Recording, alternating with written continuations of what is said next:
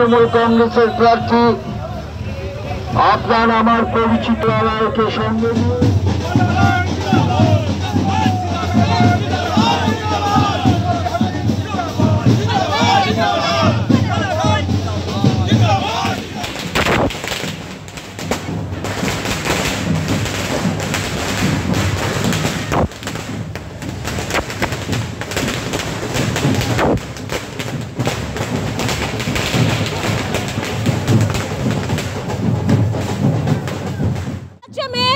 Phase के चुनाव हो रहे हैं तो वहीं दूसरी तरफ अन्य जो जिले हैं वहां पर प्रचार हो रहा है। और इस वक्त मैं मौजूद हूं दक्षिण कोलकाता में, यानी कि 80 नंबर वार्ड में, जो कि यहां के पार्षद है अनवर खान, और उनके नेतृत्व में दक्षिण कोलकाता की जो तृणमूल उम्मीदवार है माला राय के समर्थन में प्रचार किया जा रहा है। आप तस्वीरें देख सकते हैं कि इस वक्त बारिश का माहौल है, लेकिन फिर भी ये जो प्रचार है वो रुका नहीं है। और इस वक्त माला राय के साथ यहाँ पर मौजूद है कोलकाता नगर निगम के मेयर फिराद हकीम, इसके साथ साथ असीम बोस।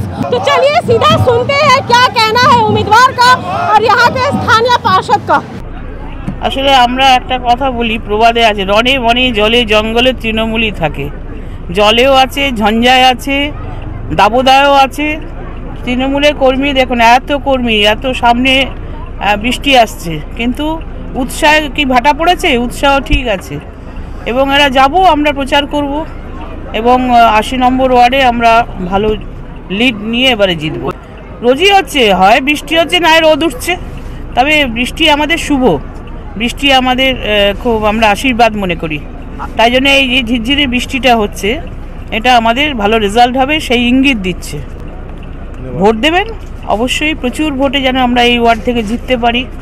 এবং প্রত্যন্ত 80 নম্বর ওয়ার্ডটা একটা প্রত্যন্ত জায়গা, সেখান থেকে মানুষ ভোট দিতে, প্রচুর মানুষ গতবারও ভোট দিয়েছিলেন, এবারও ভোট দেওয়ার আশা রাখছি। সবাই সুস্থ থাকুক, ভোটটা দিক, এই আর কি।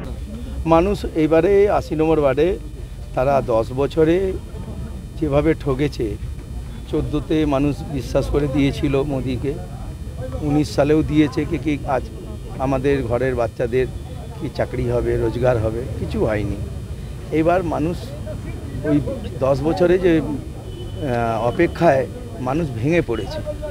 এবার সবাই কিন্তু একটা দিকে বলছে কি না, আমরা বাংলাতে মমতা ব্যানার্জিকেই আমরা হাত শক্ত করব, আর বাংলার যে মমতা ব্যানার্জি যাকে প্রার্থী করবে তাকেই ভোট দেব।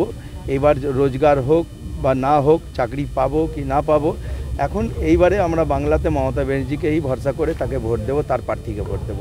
মালা রায় অলরেডি তো এখানে 2019 সালে উনি তো নির্বাচিত হয়েছেন এখানে সাংসদ। আর তার সাথে সাথে ওনার একটা পরিচয় আছে কি বহুদিন, দীর্ঘদিন থেকে মানুষ ওনাকে চেনে, ব্যবহার, তার কথাবার্তা, সমস্ত মানুষ ওনাকে ভালোবাসে।